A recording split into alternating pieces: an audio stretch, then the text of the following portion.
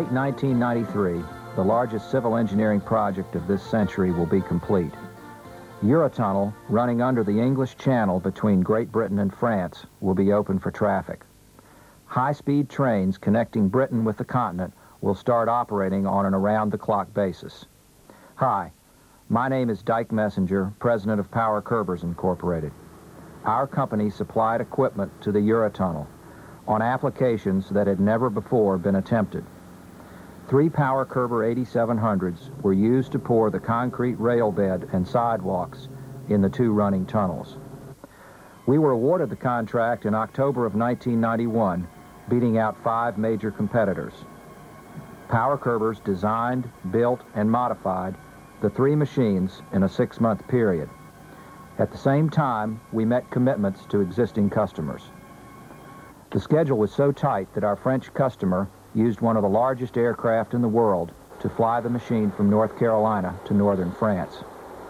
We visited the job site and wanted to share with you what these machines have done and how they have helped construct this masterpiece of engineering. Man has been trying to construct such a tunnel for 200 years.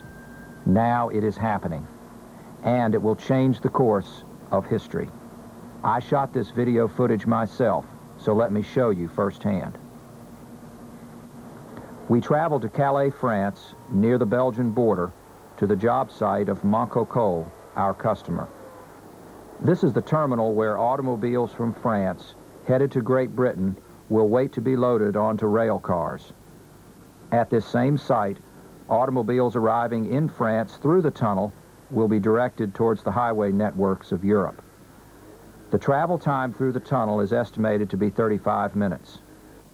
Down below, you can see trains, warehouse, and loading facilities for the supply of concrete. This is where the 2 trains which supply the Power Curber machines are resupplied each night prior to work the coming day. It is a rather complicated movement of machinery, trains, and men, but let me explain the basics. First, consider a 5-mile procession of equipment mounted on rails. The first set of machinery poured the 7.5-foot concrete rail bed. This contained the Power Curber 8700 rail bed paver, 2 concrete shuttle buggies, and a 26-car concrete train that fed the Power Curber. The second set of equipment poured 2 sidewalks on either side of the rail bed. This equipment consisted of 2 Power Curber 8700s for paving the sidewalk and a concrete distribution wagon with conveyors that received the concrete from another concrete train and delivered it to each machine. The first machine in this parade of equipment was the Power Curber 8700, designed for paving the concrete rail bed. It was mounted on rubber tires which were canted to walk on the walls of the tunnel. Because it was the first machine, concrete had to be supplied from the rear. This presented another set of challenges. How to reach the machine with concrete when access required going around the concrete that had just been poured. Delivery to the machine was done with 2 concrete shuttle buggies that looked like spiders walking the walls of the tunnel. The design allowed them to walk over the rail bed that had already been poured without disrupting it, yet still deliver concrete to the machine. This way, the machine could proceed, producing rail bed. The first shuttle buggy carried concrete from the train and delivered it to the second shuttle buggy, which delivered it to the Power Curber. The maximum distance between the concrete train and the machine was about 1/2 mile. Each concrete shuttle carried 2 cubic meters. A surge hopper was added to the rear of the machine with a capacity of 3 cubic meters. The surge hopper allowed the Power Curber to pour independent of the delivery of the concrete. The concrete that was poured had to set 2 days before the concrete rail could be laid and the concrete train progress closer to the rail bed paver. Average production on rail bed was 320 meters, or about 1,200 feet per day.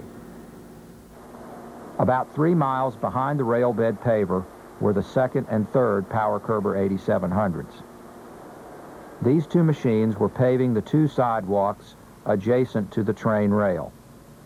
One sidewalk is used for maintenance, the other for potential evacuation. Placement of the sidewalks was also critical, as the concrete had a tendency to slide down the slick concave walls of the tunnel. Reinforcing steel was used to help hold the concrete in position. Another critical element in the success of pouring sidewalks was the side thrust that the concrete and vibrators had on the Power Curber 8700. The weight of the concrete and the vibration tended to want to push the machines off the railroad track. Special guide rollers were built with hardened steel that kept the machines in place and produced concrete to within 1/2 inch tolerance. The two 8700s for sidewalk paving were designed with high friction pads, similar to brake lining material, to walk on the train rails. Heavy-duty mold side plates were used to adjust the sidewalk molds and keep them in the required theoretical position.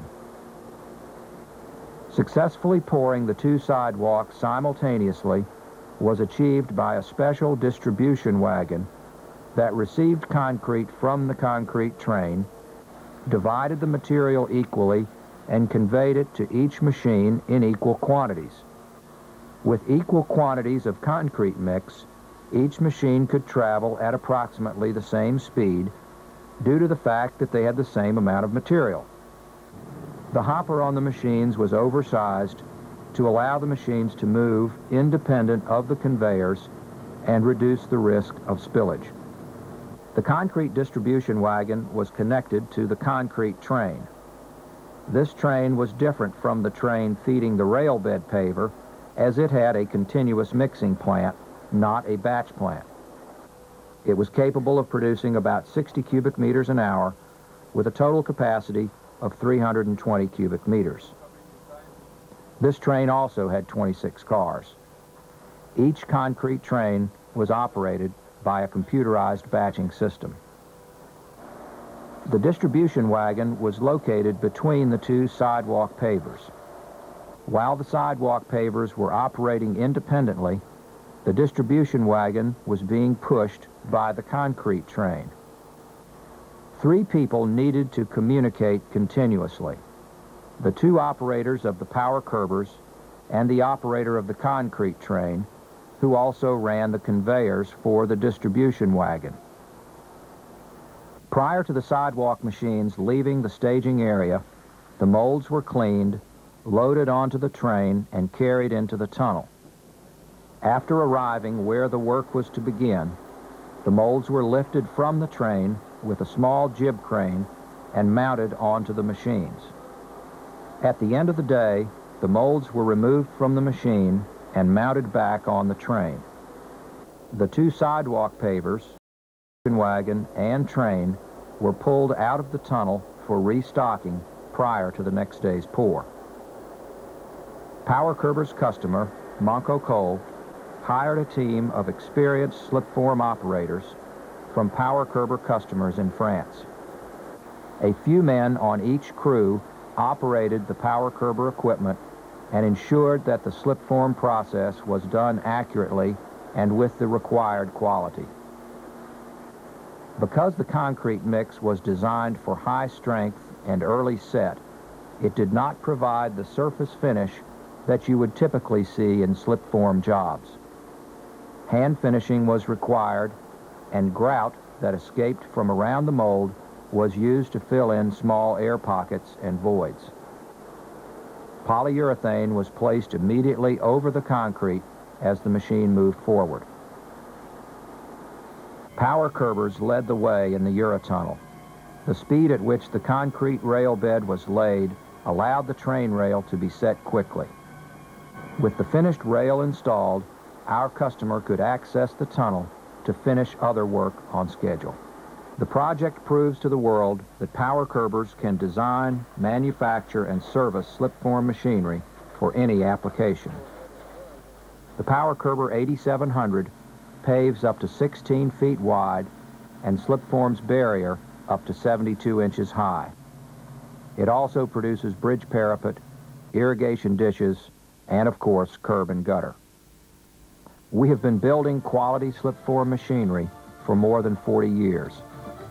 Contact us and you will see that our commitment shows.